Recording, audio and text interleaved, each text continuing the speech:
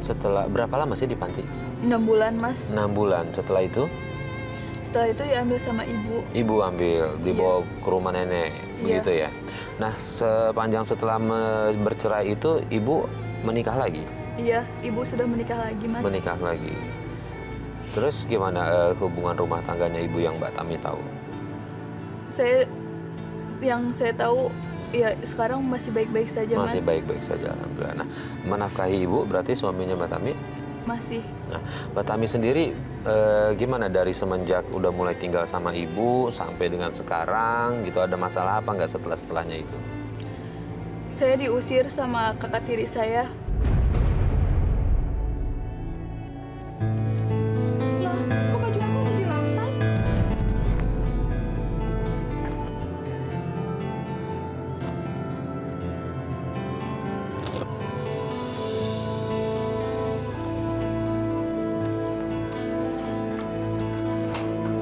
Dewi, kok baju aku bisa ada di sini?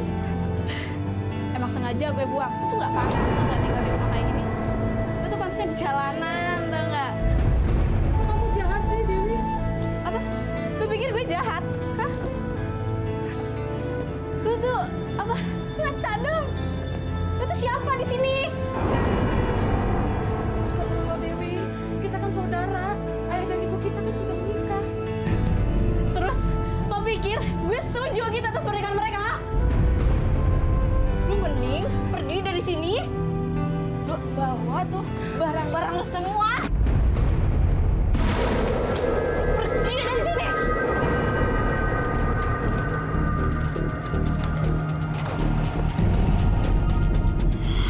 Oh, berarti bawa anak nih, suaminya ibu nih bawa anak ya? Iya, Diusir sama kakak tiri dari rumahnya Mbak Tami sendiri atau rumahnya mereka? dari rumah mereka. Dari rumah mereka. Kemudian reaksi dari ibunya Mbak Tami apa setelah tahu Mbak Tami diusir?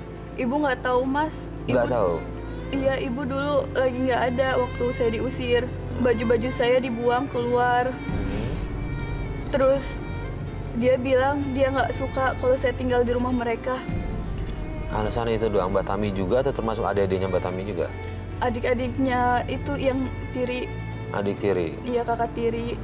Oke, berarti Mbak Tami diusir. Nah, Mbak Tami bilangnya apa sama ibu? Kan pasti ibu nyari itu. Iya, alasan saya cuma bilang biar ibu nggak kepikiran saya mau belajar mandiri, saya mau merantau. Ya Allah, ini mulia sekali Pak Ustadz. Dia nggak bercerita apa yang dilakukan saudara tirinya. Ya. Dia bilang ingin merantau, cari uang sendiri gitu. Tapi sementara hatinya ini pasti berentangan karena dia tidak diterima nih sama saudara-saudara tirinya. Ya. Inilah saya kira resiko dari ketika terjadi broken home.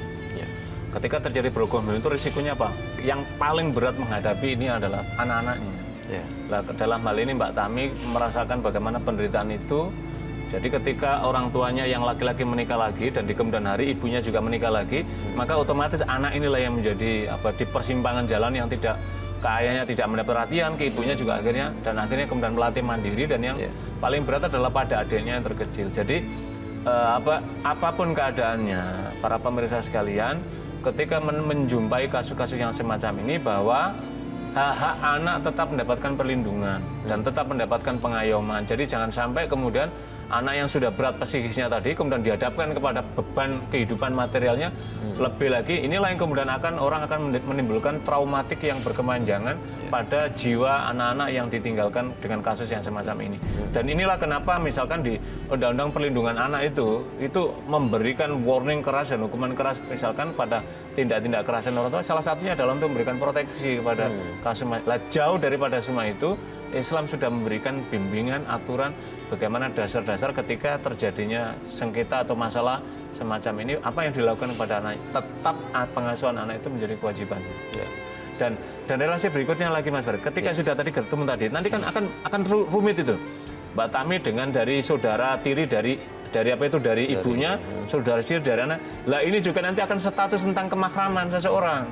Jadi ketika sudah usia dewasa, tentang aura, tentang relasi dan seterusnya, ini juga lebih rumit dan mesti harus mendapatkan perhatian supaya tidak muncul kasus-kasus yang kemudian berhimpitan dan bertalian yang akhirnya kemudian semakin ruwet untuk diurai. Islam telah memberikan rambu-rambu yang detail dalam hal itu.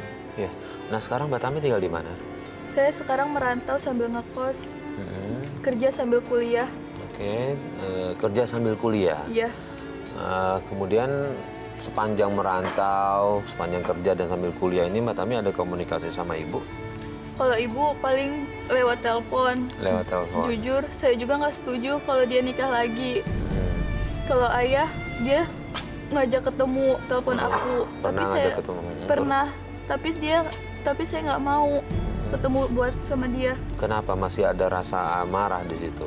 Masih ada rasa kesal. Kenapa saya harus punya ayah seperti dia? Oke, Pak Ustadz, mungkin ada satu hal yang mungkin Pak Ustadz bisa sampaikan ke Tami.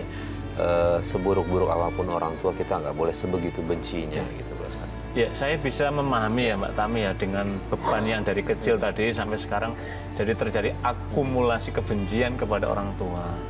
Itu mungkin dalam alam pikiran anak yang mengalami mungkin bisa difahami, tetapi Islam memberikan bimbingan tidak boleh melampiaskan kebencian yang seperti itu kepada orang tua. Jadi perlu dilatih supaya apa? Supaya bagaimanapun itu ayahnya Mbak Tami, suatu saat akan memerlukan. Dan kita hadir di dunia ini atas jasa orang tua, itu harus difahami. Apapun keadaan orang tua, itu masih menjadi bagian ini. Jadi kalaupun misalkan Mbak Tami belum bisa menemui, mungkin karena kasus, oke lah, bisa difahami.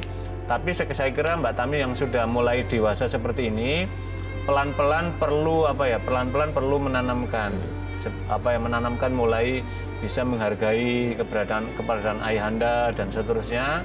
Kalau untuk secara fisik belum bisa menerima ketemu, oke, tetapi pelan-pelan ditanggalkan rasa kebenciannya. Itu sebab apa? Kebencian yang semacam itu menjadikan jiwa Mbak Tami tidak merdeka, jiwa Mbak Tami menjadi beban, dan ini akan mempengaruhi alam pikiran Mbak Tami sampai nanti ketika Mbak Tami mohon maaf sudah berkeluarga, itu akan terbayang-bayang, itu akan muncul lah. Inilah saya kira perlu dikikis untuk pelan-pelan berlatih. Yang kedua, bagaimanapun Mbak Tami sebagai anak punya kewajiban mendoakan. Doalah di tengah malam, bermunajat kepada Allah. Apa doanya? Doanya adalah memohon kepada Allah agar Allah membukakan pintu hidayahnya kepada orang tua. Karena kita nggak tahu, mungkin suatu saat kalau dengan doa Mbak Tami, anak dan saudara-saudara anak-anaknya, kemudian mendoakan mudah-mudahan Allah memberikan hidayah kepada ayahandanya Mbak Tami, kemudian akhirnya kembali pada jalan yang lurus. Pada saat itu kita nggak tahu, akhirnya kemudian disatukan oleh Allah lagi dalam jalinan kekeluargaan yang lebih baik, dalam suasana keagamaan yang lebih baik. Saya kira itulah bagian dari pintu-pintu rahmat Allah yang diberikan pada hambanya. Jadi tetap mendoakan. Selain itu juga Mbak Tami mendoakan untuk adik-adiknya dan ibunya.